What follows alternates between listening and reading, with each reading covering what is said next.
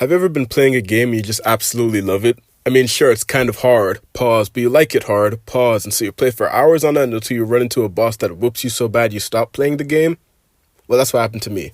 Around May of this year, I started playing a little-known game called Elden Ring for multiple reasons. Not only had I played Dark Souls 3 a month prior and loved it, a close friend of mine had been recommending it for a while, and its DLC was dropping, so I bit the bullet. I coughed up the €80 for the full edition, and I just got to work. And from the first 5 minutes of playing this game, I absolutely fell in love with it. Like, you know when you find a new video game, you just start watching YouTube videos about it when you're not playing it just so you can stay tapped in?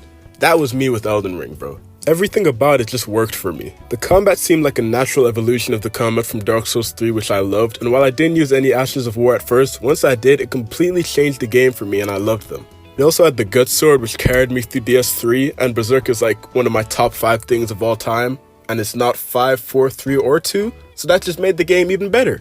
Literally, I was like an hour deep in the game. Like, I don't even know, I was like level 12. I hadn't even beaten the first boss yet, and I just ran all the way to Caelid so I could get the sword and not use it because my strength wasn't high enough. But it was worth it though. Also, the world in this game was amazing and the exploration is fantastic. Like, this is one of the few open world games I've played which actually feels open. In every area of this game, there's some secret to be found. Some crevice that leads to a dungeon or cave that leads to a mine, or a tower that teleports you to a fucking fire giant when you're level 14.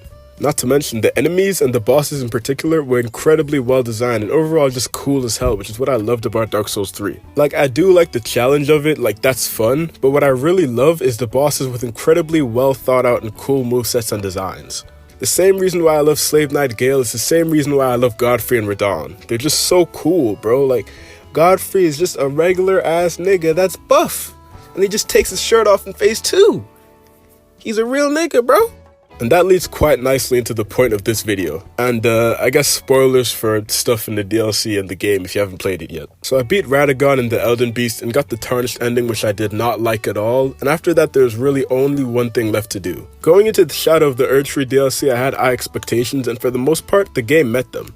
I like the new weapons they added, like the great katanas and the curved blades. I love the new Ashes of War like Savage Lion's Claw, and overall the new map and enemies in the map was just great. And of course the DLC bosses. Yeah, they were hard as fuck. Yeah, I knew the DLC was gonna be hard, but having to fight that weird ass lion puppet and R'hllana back to back was very painful. But here's the thing though, I did it. Like, I learned the movesets, I adjusted my playstyle, and I beat all of them without a mimic tier. It wasn't luck, I wasn't being carried, I can truly say that I beat all of those bosses. But the same can't be said for Mesmer. I'm getting flashbacks just thinking about it, bro. Mesmer was hyped up by a lot of people when the DLC came out. And it was really just a whole lot of glaze, bro. People were saying he's the hardest boss in the game, he's basically unbeatable. Just a whole lot of people saying he's strong as fuck, and I did not listen, but I should've. Mesmer is a piece of shit. I hate Mesmer. Jugo Young of the Jugo Young channel fucking hates Mesmer. If I was a year or two younger, I would have reported him for child abuse. The first thing that I noticed about Mesmer is that he is just incredibly fast, and he just gives you no time to breathe at all. This was worsened by the fact that I was using a pretty slow strength build, and it's like I couldn't get anything off without being knocked out of the animation by a flurry of devastating attacks. I genuinely think he's the fastest boss in the game, like even more so than Malenia. Malenia has a decent amount of opportunities you can take advantage of, and she's not that hard to stagger. Mesmer is a prick, he just doesn't stop, and while he is staggerable, it just felt way harder. I basically had to resort to spamming Savage Lion's Claw immediately after the first attack, and if I missed this, then I knew I just couldn't win the fight. Like, it was like 2 AM and I was just going through the same thing over and over again. I walk in, he lands, I dodge it. If I don't dodge, then I just kill myself because I'm done. And if I do dodge, then I try the attack. If I don't hit it, then I kill myself because I'm done. I don't capitalize on this brief moment of not getting assaulted, then I'm cooked. I did not enjoy this. It felt like there was no learning that could help. No adjusting playstyles. I just sucked. And you know what, to be fair, correct me if I'm wrong, but I feel like this boss is very hard for strength users in particular, but I'm also just not used to using any other weapon, so I just had to thug it out with my ultra greatsword. And after doing this process over and over again, that's when I found out there was a second phase. I genuinely almost deleted the game. Truth be told, the second phase isn't even that hard. Like, if the second phase was the whole fight, it would have been so easy, but the first phase just takes so much out of me that by the time I'm at the second phase, I'm just tired. It's like my reflexes just aren't on point, and I'm just getting hit by shit that shouldn't be hitting me. So what ends up happening is that I'm going through this cycle of spamming Savage Lion's Claw, and sometimes getting to the second phase and then dying to dumb shit within seconds. After around 3 or 4 hours of this with no break, I decide that I'm done and I just use a Mimic Tier. Now, I'm gonna be real, there's nothing wrong with using a mimic tier. Like, I've used it before, but the fact is, this would be the first time I fought a boss and thought to myself, I couldn't have beat this nigga without a mimic tier. I don't know how to explain it, man. There's a difference between using a mimic tier because you can and using it because you need to, bro. And that difference is a major factor in how you view yourself as a man. Anyway, to make a long story short, I beat it with the mimic tier.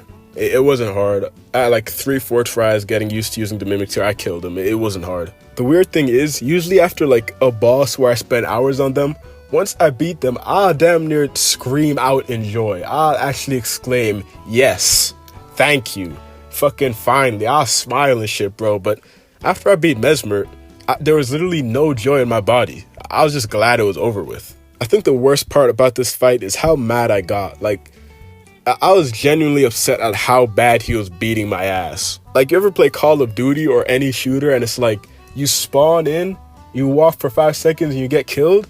It's like, bro, I'm getting farmed by a non-playable character, bro. What the fuck is going on? I haven't broken or thrown a controller in my life, but this might have been the closest I've ever gotten to throwing it out the fucking window. And what makes this even worse is that there was genuinely no reason for me to be that mad, bro.